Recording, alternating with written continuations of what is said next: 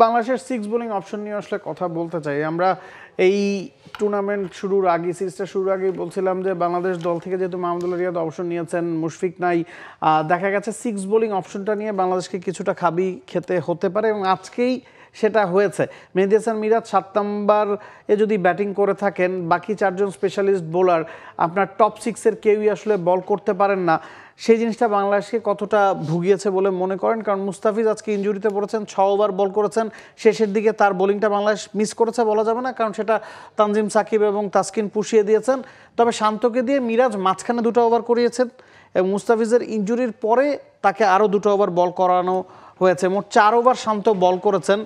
তো six bowling অপশনটা কি বাংলাদেশের জন্য এখন একটু ক্রিটিক্যাল হয়ে পড়বে কিনা পরের ম্যাচগুলোর জন্য, বা যে কারণে একটা দিন খারাপ আসতে পারে? টানা 7মবারের মতো বেস্ট টিস্যু পেপার ব্র্যান্ড হিসেবে স্বীকৃতি পেয়েছে বসুন্ধরা টিস্যু। মুস্তাফিজ যেরকম ইনজুরিতে পড়ছেন, যে কেউ ইনজুরিতে পড়তে পারেন, এই জিনিসটা আসলে ক্যাপ্টেনের জন্য কতটা ডিসঅ্যাডভান্টেজ? ঠিক আগের ক্রিকেট শোতে আপনি আলোচনা করেছিলাম যে এজন্যই কি শামীম হোসেন পাটোয়ারিকে খেলানো উচিত কিনা, যেহেতু টি-20 তিনি বল করেছেন। শান্ত কিন্তু একদমই বোলারই না, পার্ট টাইমার বোলারও আপনি তাকে কাউন্ট করতে পারবেন না, যেহেতু খুব বেশি বল করতে পারেন না। তবে আজকে 4 ওভারে 32 রান দিয়ে 1 উইকেট, ইকোনমি 8। কিন্তু এমন দিন যদি আসে যে তিনি ফার্স্ট ওভারে 20 রান কনসিড করে ফেলেন, 25 রান কনসিড করতেই পারেন, যে কোনো বোলারই করতে পারেন। আজকে তিনি ফার্স্ট ওভারে উইকেট পেয়েছেন, সেটা তাকে 4টা ওভার করতে সহায়তা করেছে। একটা দিনে যদি তিনি 24-25 রান কনসিড করে ফেলেন, তাহলে পরের ওভারটা তাকে কি আপনি দিবেন আপনি ক্যাপ্টেন হিসেবে? তখনই তো বিপদে পড়বে বাংলাদেশ। এই জন্য একাদশটা যখন গঠন করা হবে, অন্তত সিক্সথ বোলিং অপশনে যদি আপনার না থাকে, তাহলে আপনি কি করলেন? আমার মনে হচ্ছে এক্ষেত্রে বাংলাদেশ একজন প্রপার অলরাউন্ডারকে মিস করছে। এবং হোয়াট অ্যাবাউট মেহেদী হাসান মিরাজ? তাকে এই জন্য ক্রেডিটটা দিতে হবে যে তিনি শান্তকে দিয়ে আগে 2টা ওভার করিয়েছেন, যখনও পর্যন্ত তার বোলাররা ভালো করছিল। তিনি যদি তাকে দিয়ে তখন ওই 2টা ওভার না করাতেন, তখন কিন্তু শান্তকে শেষ দিকে এসে 4টা ওভার করতে হতো। তবে মিরাজ 5 ম্যাচ ধরে উইকেট পাচ্ছেন না। 2024 নভেম্বর মাসে সম্ভবত তিনি শেষ উইকেট পেয়েছেন, এরপরে 45 ওভার ধরে তার কোনো উইকেট নাই।